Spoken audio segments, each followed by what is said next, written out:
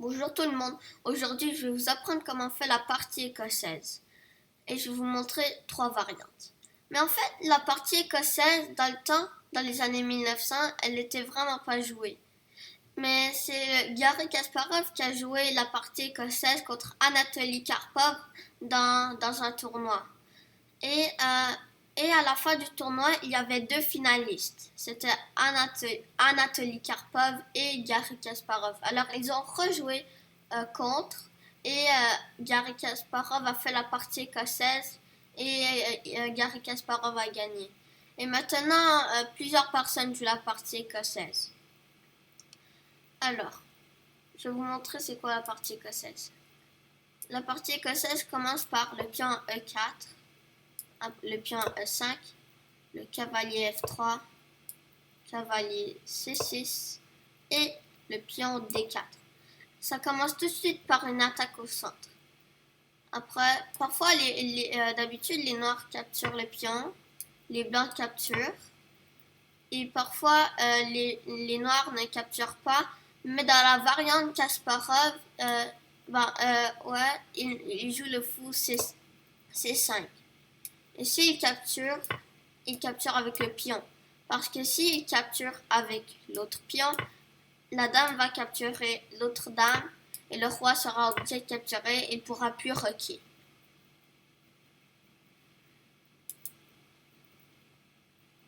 Alors, je vais vous montrer une autre variante. Alors E4, E5, cavalier F3, cavalier C6 et après pion D4. Après, les noirs capturent, les blancs capturent le pion. Le cavalier il vient en F6 pour attaquer le pion et on met le cavalier C3. Cette variante, on l'appelle la variante classique.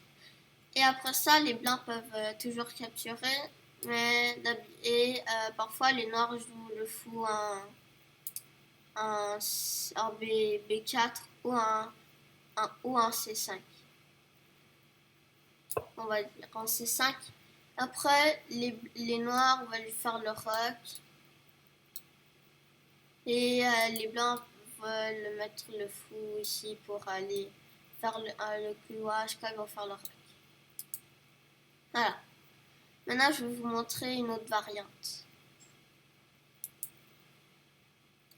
Bon, alors ça commence par E4, E5, cavalier F3, cavalier C6, pion D4. Alors la variante, comme il capture, on capture, ils jouent ce qu'ils veulent, par exemple le cavalier ici, et là ils capturent et s'attaquent avec la dame.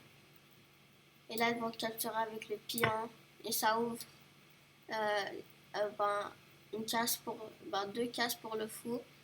Mais ici, quand les fous sont en B7 ou en G7, on appelle ça le fou en fianchetto parce qu'il prend toute cette diagonale et quand le fou il est ici, il prend toute cette diagonale. Et ça c'est très bon pour les joueurs qui jouent ça.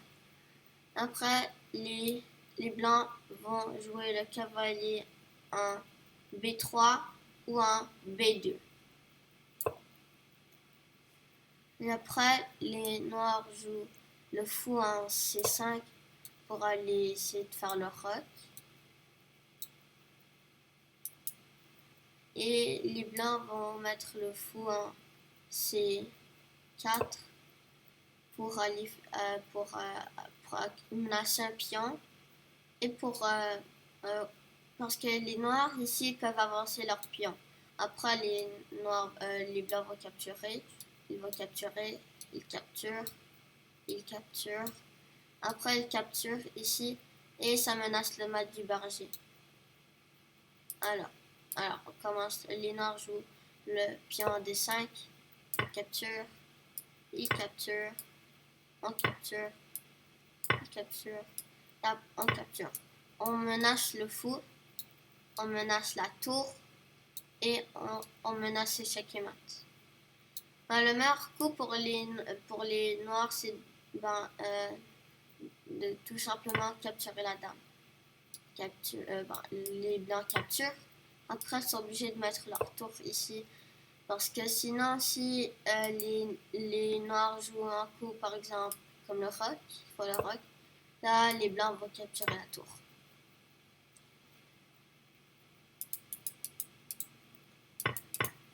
Alors là, les noirs sont obligés de jouer le fou la tour en B8.